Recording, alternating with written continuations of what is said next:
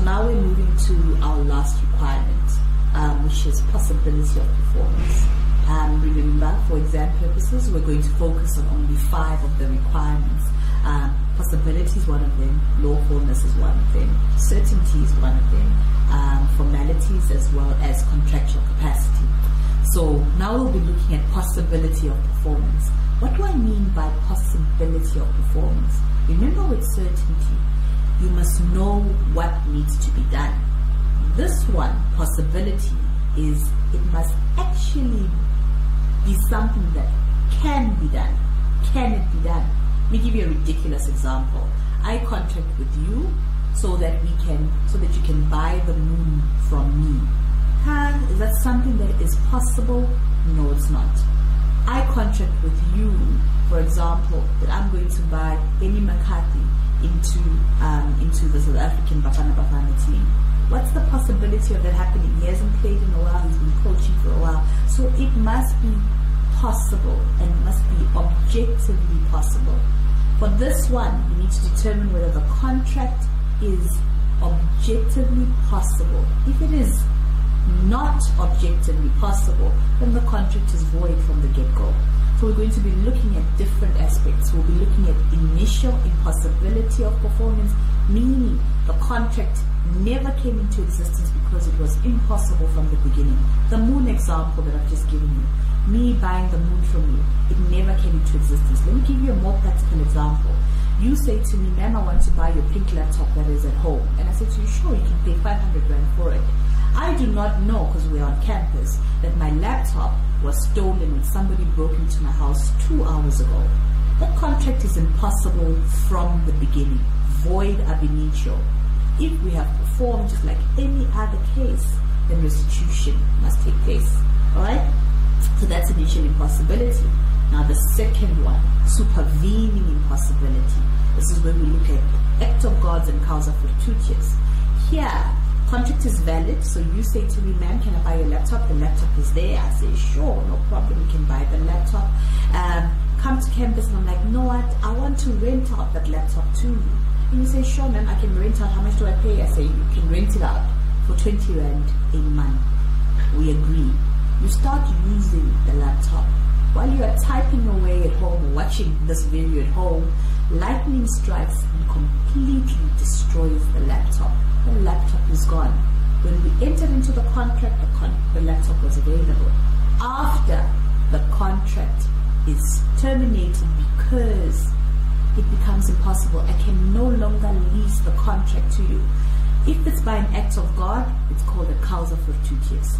If it's an act by a third party, it's called, if it's by an act of God, it's a force majeure. But if it's a causa fortuitus, it's an act by a third party. All Latin terms. Force majeure, act of God. That's the lightning. Same example, you rent out the laptop for 20 Rand, your friend steals it. Contract becomes void.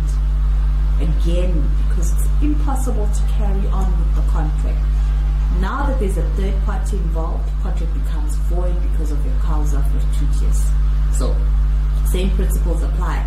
If you've already performed or partial performance has been given, you return the other partial performance back to the contracting party. If there's nothing to give, too bad and one may trust, you claim it under the law of damages or unjustified enrichment. So this is what we'll be looking at. Possibility. It must be objective, and I'll explain what objective impossibility is, and we'll look at initial impossibility and supervening impossibility. Let's look at the slides. Right, so we're looking at possibility of performance. Remember, it's whether the contract can actually be carried out. If it's possible to perform. Remember, performance is divided into 4. Either you're doing something, delivering something, the tolerance of something, or not doing something. So, can you do the things that you said you're going to do in terms of the contract? So what's the general rule? The general rule is that a contract is void if performance is impossible at the conclusion of the contract. In other words, the laptop does not exist. Somebody stole it 2 hours before we entered into the contract. Contract is void.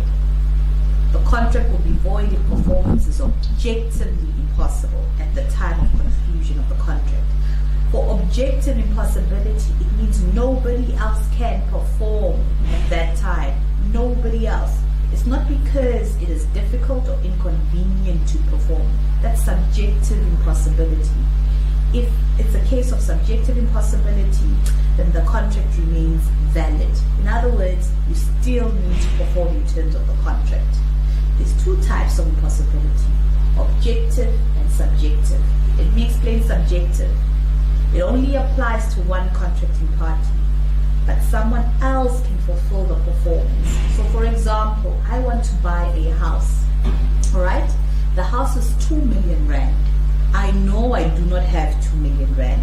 I make the offer to the owner of the house for 2 million rand. He accepts.